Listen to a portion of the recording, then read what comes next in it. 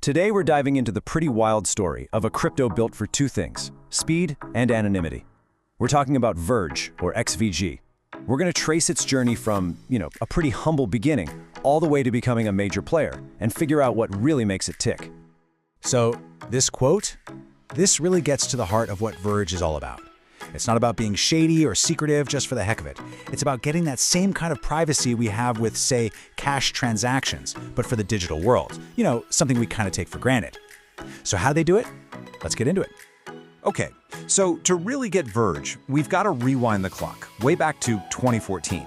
I mean, the crypto world was a totally different place back then, still super young. And that's where this whole story kicks off. Believe it or not, it started out as Dogecoin Dark. Yeah, you heard that right. And look, I know the name sounds like a total joke, but the idea behind it was dead serious. This wasn't some big corporation. It was just a group of volunteers who grabbed the code from Bitcoin and, the famous Dogecoin, and mashed them together to build something brand new. And their mission was actually pretty simple. They wanted to create a digital cash that kept your everyday spending private. Think about it, buying a coffee or a movie ticket without some big bank or app snooping on that data. And what's really cool is that it was 100% community-driven right from the get-go. No big pre-sales, no ICOs for insiders, just a bunch of people building something they really believed in. So for a few years, the project just kind of chugged along, growing slowly. But then, 2017 happened, the massive crypto boom, and suddenly, everything changed. This tiny little community project was all of a sudden right in the middle of the global spotlight. First, they rebranded to Verge, a much cleaner, more serious name, right? And as the entire crypto market just went ballistic, Verge got caught up in the storm. Its price, it went to the moon. And just like that, you had millions of people buying it, mining it, and talking about it. It was huge.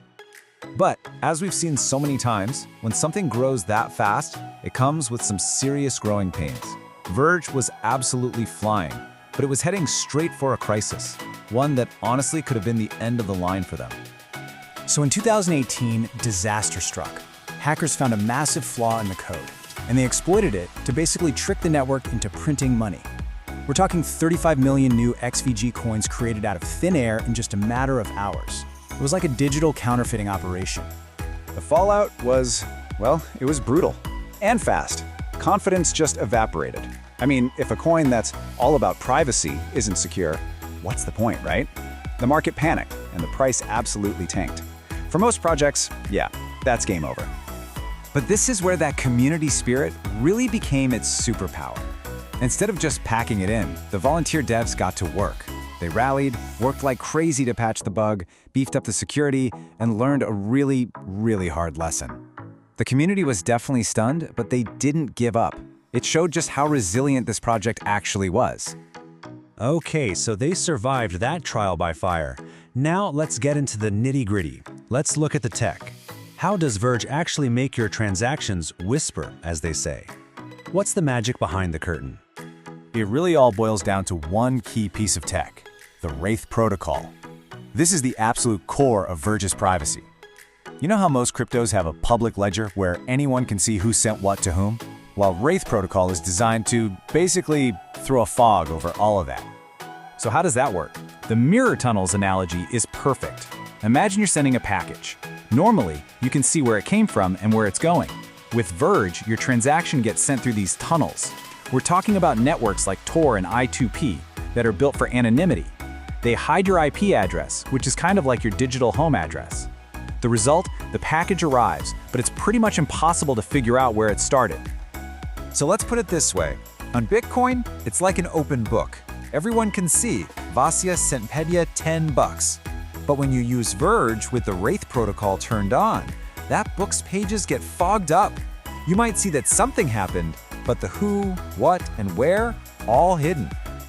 But hey, Verge isn't just a one-trick pony. It's got other smart stuff going on. For one, it uses 5 different mining algorithms. Why? Well, it makes it way harder for huge mining farms to take over the network, which keeps things decentralized. And that whole no pre-mine thing is a big deal. It means the founders didn't just give themselves a bunch of coins at the start. It was a fair launch for everybody. Oh, and it is seriously fast. We're talking an average confirmation time of just 5 seconds. I mean, compare that to Bitcoin, where you could be waiting for minutes. That speed is what makes it actually practical for, buying a coffee. And on top of being fast, it's also super cheap to use. The average fee is like, what, 5 cents? So that coffee we just mentioned, it's not just a fast and private transaction, it's also dirt cheap. You're not getting hit with some crazy fee just to use it. So where does Verge fit in with the other privacy coins out there? Well, you've got Monero, which is all about maximum, always-on privacy. Then there's Zcash with its super advanced crypto tech. Verge kind of carves its own path. It's all about speed and being easy to use. That optional privacy makes it really flexible for just regular, everyday stuff. So after the hack, Verge could have just faded into obscurity, but it didn't. Instead, it started a whole new chapter of building and evolving, really proving it was in this for the long haul. And you can see that resilience all over its history. It weathered the nasty crypto winter of 2018. It started building real-world partnerships. You could actually book hotels with it. It even got into philanthropy. And moving on to Ethereum as a token, that showed it was willing to adapt and change with the times. Which brings us pretty much to today. Look, Verge isn't that crazy volatile coin from 2017 anymore. It's grown up, it's a much more mature project now, with a strong global community on places like X and Reddit and Discord that's really steering the ship. And they are not slowing down. The roadmap, which is voted on by the community, is super ambitious. They're looking ahead, trying to become quantum-proof, which is a huge deal. They're also working to bring that privacy magic to the world of DeFi and build connections to other big networks. So lots of cool stuff on the horizon. So when you step back and look at it, from a quirky fork of Dogecoin to this tough global privacy tool, the story of Verge is really about this constant human desire for financial privacy. And it leaves us with a really big question, especially today. In a world that's becoming more and more digital and transparent, is having private transactions a fundamental right we need to protect? Or is it a risk we need to manage? Something to think about.